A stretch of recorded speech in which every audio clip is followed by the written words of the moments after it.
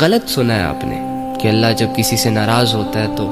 سجدے کی توفیق چھین لیتا ہے۔ اللہ ناراض نہیں ہوتا بھائی، اللہ دینے والوں میں سے ہے، لینے والوں میں سے نہیں ہے۔ اگر اللہ صرف کچھ گناہوں کی وجہ سے،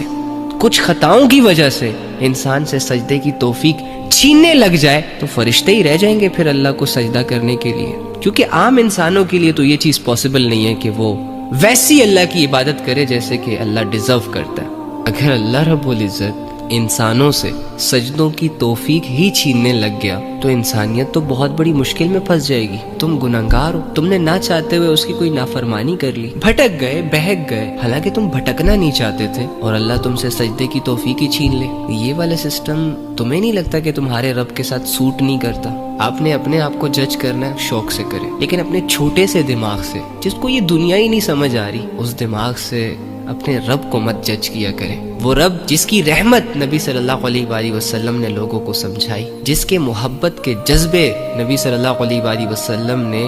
لوگوں کے دلوں میں ڈالے، اس رب کو اتنے تنگ زاویے سے نہ جج کیا کریں۔ جس دن تمہیں یہ یقین آ گیا نا کہ تمہارا رب باوجود اس کے کہ تم گناہگار ہو، بدکار ہو، تم اس سے دور جا رہے ہو، لیکن وہ رب تم سے اس کنڈیشن میں بھی راضی ہے، سٹل تمہارے گناہوں کو معاف کرنے کے لیے تیار ہے، تو پھر اللہ کی محبت میں تم سب کچھ چھوڑ دو گے۔